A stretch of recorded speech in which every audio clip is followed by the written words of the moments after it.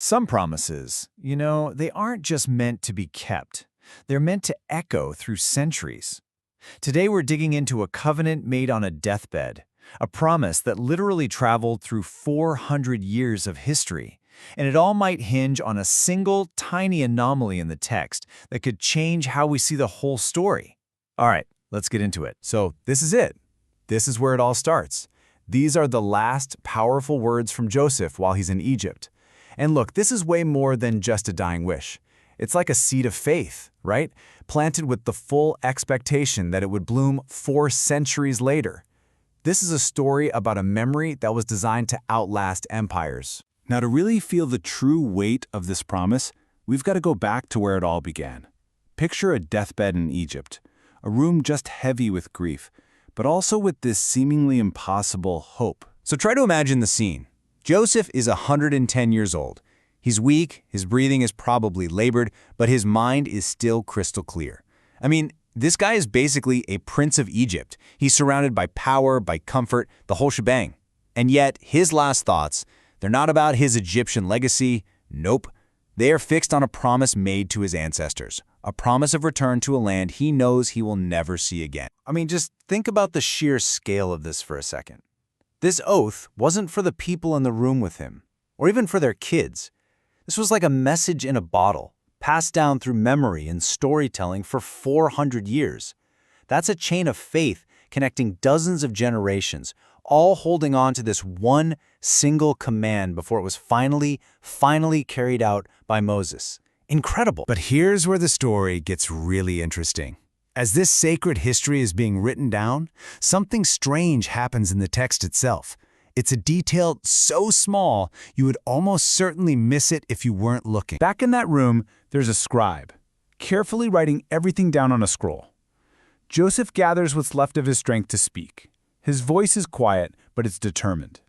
And as he says the most critical part of the oath, the part about carrying his bones away, he seems to falter, just for a split second. And in that tiny moment, the scribe's hand makes a curious mark. And this is it, the anomaly. In some of the ancient transcriptions of this text, a single letter appears to be wrong.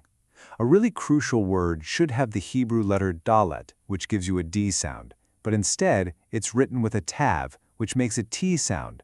It's a tiny slip of the pen, what some scholars actually call a failure, which just means a glitch, a simple typo, right? Or is it?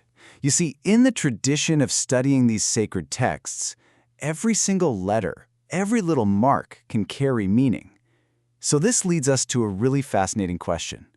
What if this so-called glitch isn't a mistake at all?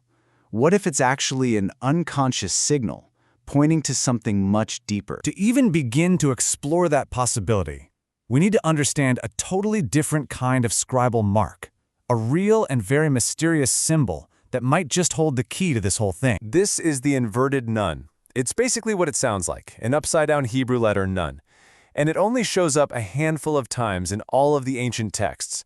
Scribes would use it almost like a pair of brackets to fence off a specific passage and tell the reader, hey, something about this text is highly unusual. So what did it mean? Well, an inverted nun could signal a bunch of things. It could mean that a passage is incredibly important and needs special attention. Or it could be a note to say, hey, this passage might be in the wrong place.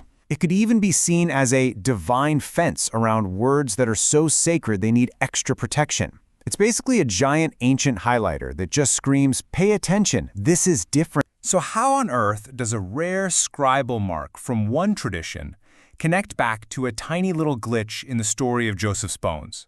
Well, this is where these two ideas come together in a really powerful way. Think about it for a second.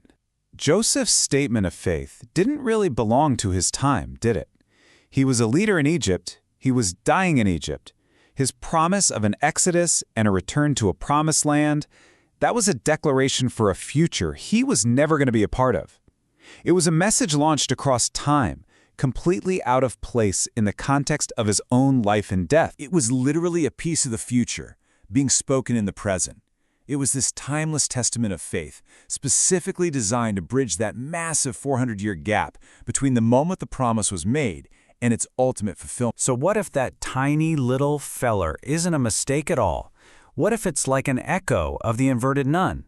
Maybe not an official mark put there on purpose, but an unconscious scribal instinct, a gut feeling from the person writing down the words that this promise, this specific promise, was profoundly different from everything else. It just leaves us with this beautiful and maybe kind of challenging thought. Joseph's covenant wasn't just a simple promise. It was a thread woven through time, connecting generations, connecting lands, connecting everything to the promise of return. And it really makes you wonder, if a faith can be so strong that it leaves an echo in the very letters used to write it, what other hidden clues are just waiting to be discovered in the stories we think we already know?